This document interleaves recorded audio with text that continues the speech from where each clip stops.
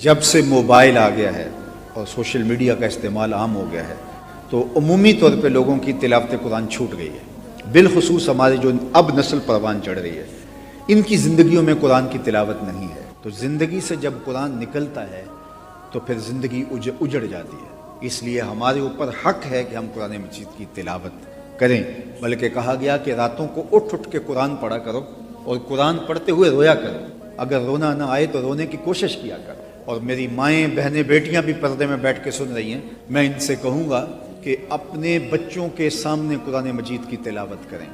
جب بچوں کے سامنے مائیں تلاوت کر رہی ہوتی ہیں تو جو رحمتیں اتر رہی ہوتی ہیں، اور بچہ چاہے کھیل رہا ہو، ابھی اس کو لفظوں کی شناخت بھی نہیں ہوئی، تو وہ قرآن کا نور اس بچے کے اندر اتر رہا ہوگا۔ جس طرح بچہ ابھی تو حرفوں سے آشنا بھی نہیں ہے، اس کے کان میں اذان دی جاتی ہے۔ تو آج سمیات کے ماہرین کہتے ہیں کہ بچپن میں جو بچہ آواز سنتا ہے ساری زندگی ان آوازوں سے مانوس رہتا ہے۔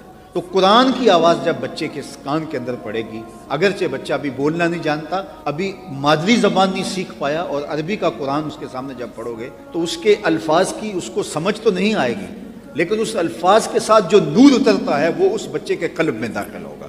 اور اگر ماں کو پتہ چل جائے کہ بیٹے کے سینے میں کتنی روشنی اتر رہی ہے میرے اس قرآن پڑھنے سے، تو وہ ماں جو ہے وہ 24 گھنٹے قرآن ہی پڑھتی رہے۔ اور اگر ماں کو یہ پتہ چل جائے کہ یہ سکرین کے اوپر تھرکتی ہوئی نیم برہنہ تصویریں بچے کے باطن کو کیسے مجروح کر رہی ہیں، تو وہ اس کو توڑ دے اور کبھی بھی بچے کے سامنے جو ہے وہ ایسی بات اور ایسا اشارہ تک بھی نہ کرے، حالانکہ وہ بچہ بالکل بچہ ہے۔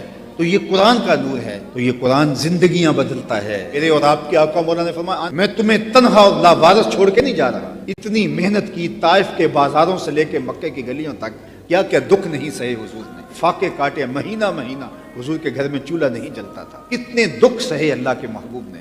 تو کیا یہ دین حضور ایسے ہی چھوڑ کے چلے گئے؟